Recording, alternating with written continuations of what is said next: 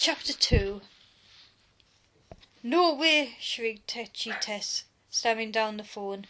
"No way!" shrieked Crabby Chris, slamming down the phone. "No way!" shrieked angry Anna. "What do you think I am, crazy?" Even my Lord Martin said he was busy. Mum hung up the phone and groaned. It wasn't easy finding someone to babysit more than once for Horrid Henry. When Tetchy Tess came, Henry flooded the bathroom. When Crabby Chris came, he hid her homework and accidentally poured red grape juice down the front of her new white jeans. And when angry Anna came, Henry... Oh, it's too dreadful. Suffices to say that Anna ran screaming from the house and Henry's parents had to come home early. Henry hated babysitters. He wasn't a baby. He didn't want to be sat on. Why should he be nice to some ugly, stuck-up, bossy teenager who'd hog the TV and pig out on Henry's biscuits? Parents should stay at home where they belonged, thought Horrid Henry. And now it looked like they would have to. Ha! His parents were mean and horrible, but he'd had a lot of practice managing them. Babysitters were unpredictable. Babysitters were hard work. And by the time you'd broken them in and shown them who was boss, for some reason they didn't want to come anymore. The only good babysitters let you stay up all night and eat sweets until you were sick. Sadly, Horrid Henry never got one of those. "We have to find a babysitter," wailed Mum. "The party is tomorrow night. I've tried everyone. Who else is there?" "There's got to be someone," said Dad. "Think." Mum thought. Dad thought. "What about Rebecca?" said Dad. Horrid Henry's heart missed a beat. He stopped drawing moustaches on Perfect Peter's school pictures. Maybe he'd heard wrong. "Oh, please, not Rebecca. Not Rabbit Rebecca." "Who did you say?" asked Henry, his voice quavering. "You heard me," said Dad. "Rebecca." "No!" screamed Henry. "She's horrible." "She's not horrible," said Dad. "She's just strict." "There's no one else," said Mum grimly. "I'll phone Rebecca." "She's a monster," wailed Henry. "She made Ralph go to bed before 6 o'clock. "I like going to bed at 6 o'clock," said Perfect Peter. "After all, grown-up children need their rest." Horrid Henry growled and attacked. He was like a creature from the Black Lagoon, dragging the foolish mortal down to a watery grave. "Ah!" squealed Peter. "Henry pulled my hair." "Stop being horrid, Henry," said Dad. "Mum's on the phone." Henry prayed. Maybe she'd be too busy. Maybe she'd say no. Maybe she'd be dead. He'd heard all about Rebecca. She'd made Tough Toby get in his pyjamas at 5 o'clock and do all his homework. She unplugged Ditzy Dave's computer. She made Moody Margaret wash the floor. No doubt about it, Rabbit Rebecca was the toughest teen in town. Henry lay on the rug and howled. Mum shouted into the phone. "You can? That's great, Rebecca." "No, that's just the TV. Sorry for the noise." "See you tomorrow." "No!" wailed Henry. Ding dong.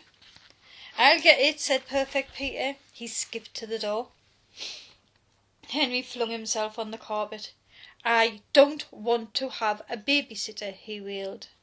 The door opened. In walked the biggest, meanest, ugliest, nastiest looking girl Henry had ever seen. Her arms were enormous. Her head was enormous. Her teeth were enormous. She looked like she ate elephants for breakfast, crocodiles for lunch, and snacked on toddlers for tea. "What have you got to eat?" snarled Rabbit Rebecca. Dad took a step back. "Help yourself to anything in the fridge," said Dad. "Don't worry, I will," said Rebecca. "Go home, you witch!" scowled Horrid Henry. "Bedtime is 9 o'clock," shouted Dad, trying to be heard over Henry's screams. He edged his way carefully past Rebecca, jumped over Henry, then dashed out the front door. "I don't want to have a babysitter," shrieked Henry. "Be good, Henry," said Mum weakly. She stepped over Henry, then escaped from the house. The door closed. Horrid Henry was alone in the house with rabid Rebecca. He glared at Rebecca. Rebecca glared at him. "I've heard all about you, you little creep," said Rebecca. "No one bothers me when I'm babysitting." Horrid Henry stopped screaming. "Oh yeah," said Horrid Henry. "We'll see about that." Rabid Rebecca bared her fangs. Henry recoiled. "Perhaps I'd better keep out of her way," he thought, then slipped into the sitting room and turned on the telly. Ah, Mutant Max! Hooray! How bad could life be when a brilliant programme like Mutant Max was on? He'd annoy Rebecca as soon as it was over. Rebecca stomped into the room and snapped the clicker. Zap! Da-doo, da-doo, da-da-doo, da-doo, da, tangoed some horrible spangly dances. "Hey," said Henry, "I'm watching Mutant Max." "Tough," said Rebecca, "I'm watching ballroom dancing." Snatch! Henry grabbed the clicker. Zap! And it's snatch! Zap! Do da da do da da do da do da. Horrid Henry tangoed round the room, gliding and sliding. "Stop it!" muttered Rebecca. Henry shimmied back and forth in front of the telly, blocking her view, and singing along as loudly as he could. Da do da do da, warbled Henry. "I'm warning you," hissed Rebecca. Perfect Peter walked in. He had already put on his blue bunny pyjamas, brushed his teeth and combed his hair. He held a game of Chinese checkers in his hand. "Rebecca, will you play a game with me before I go to bed?" asked Peter. "No," said Rebecca. "I'm trying to watch TV. Shut up and go away." Perfect Peter leapt back. "But I thought, since I was all ready for bed," he stammered. "I've got better things to do than to play with you," snarled Rebecca.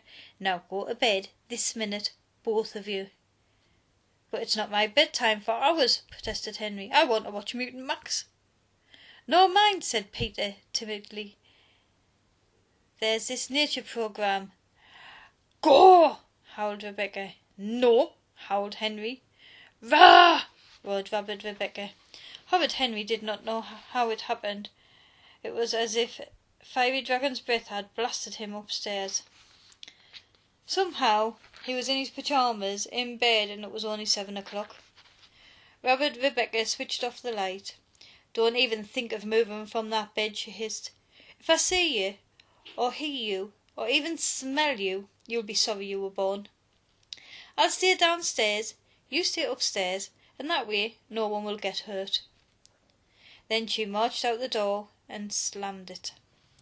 Horrid Henry was so shocked he could not move.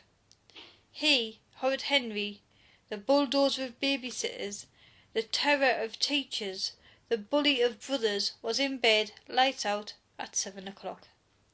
7 o'clock! 2 whole hours before his bedtime. This was an outrage.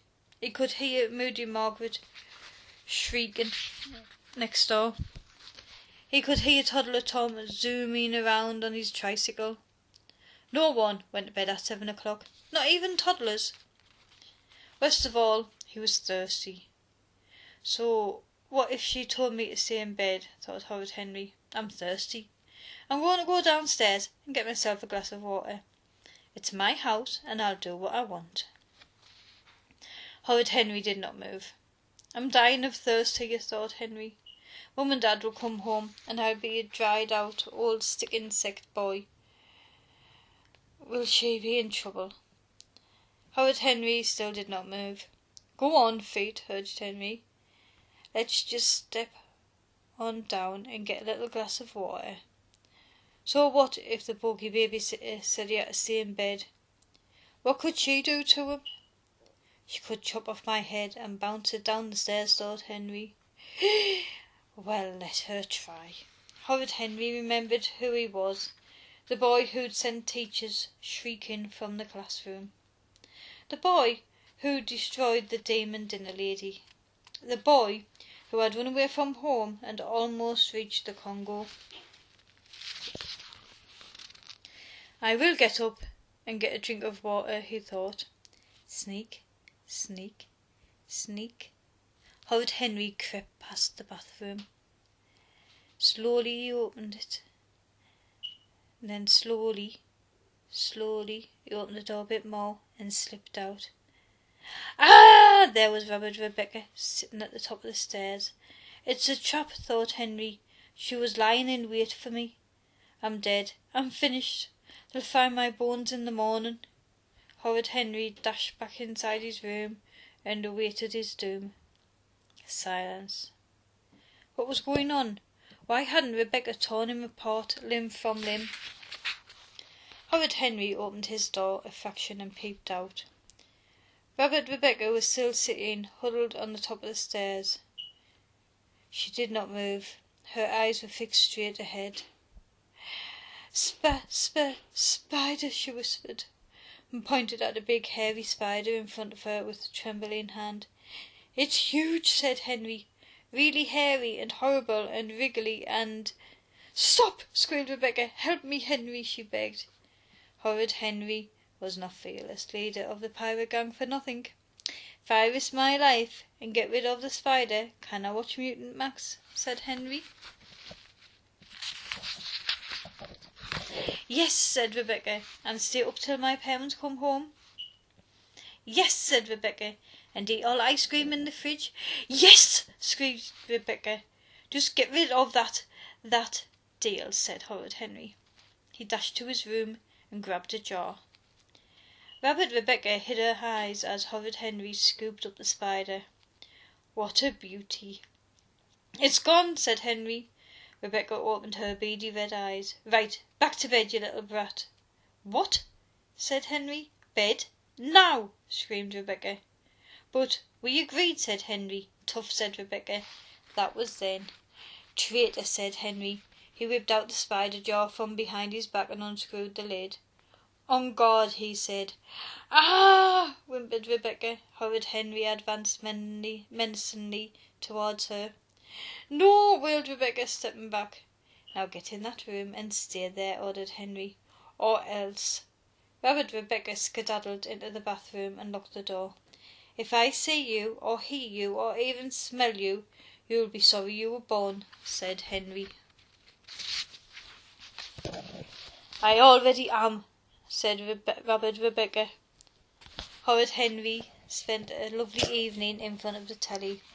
He watched scary movies. He ate ice cream and sweets and biscuits and crisps until he could stuff no more in. Vroom, vroom.